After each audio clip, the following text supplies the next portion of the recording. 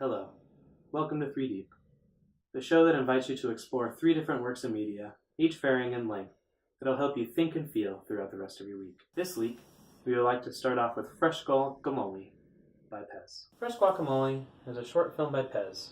It runs about 1 minute and 40 seconds long and tells the story of a man making guacamole. However, this guacamole is nothing that we would consider normal. This film has a certain feeling to it. Something that really evokes a sense of homeliness, a sense of calm. When I watch Fresh Guacamole, I'm reminded of the times that I've had in kitchens while I've made my various types of meals. The sound editing is superb, with little tiny clicks and clanks and little tiny scoops.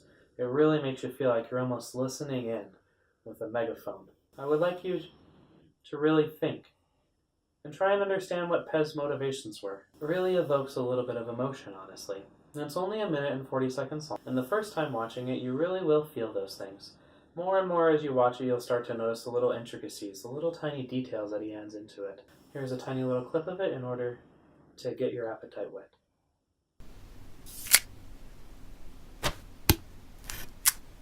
Isn't that nice?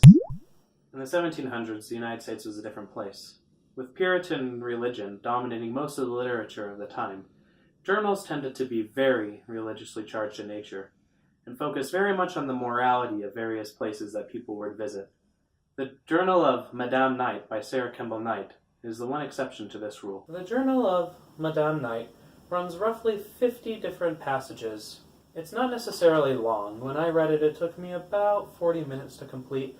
Religion was quite a bit more at the forefront of political discussions in the time. When reading the Journal of Sarah Kemble Knight, we can see the United States taken from someone that isn't necessarily looking for the religious parts of the world. Her journey from Boston to New York shows her experiences staying in hotels, her experiences dealing with the locals. In fact, it is almost like the original travel blogger of the United States. She goes in, leaves little tiny reviews of the food, leaves reviews of the music, leaves reviews of the accommodations just in general. She talks about the towns that she sees and all the different types of cultures and common things that they do, as opposed to just purely talking about their religious beliefs. While I'm not denying that God could have had a role in many of the different trials of people such as Mary Rowlandson, Sarah Kemble Knight really puts a different perspective on it. One that really helps humanize the entire process for us and helps bring us back into the 1700s. I'd like for you, while you read this, to really think how the culture of that time has wound us up in the time that we are in today. The world of dance can be a difficult and hard world to understand, one that we might not be exposed so often.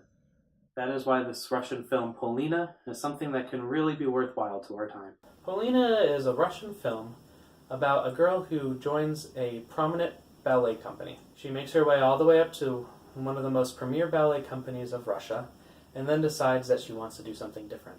As she continues on her journey, she goes from more classical training to something a little bit more modern, and fails along the way.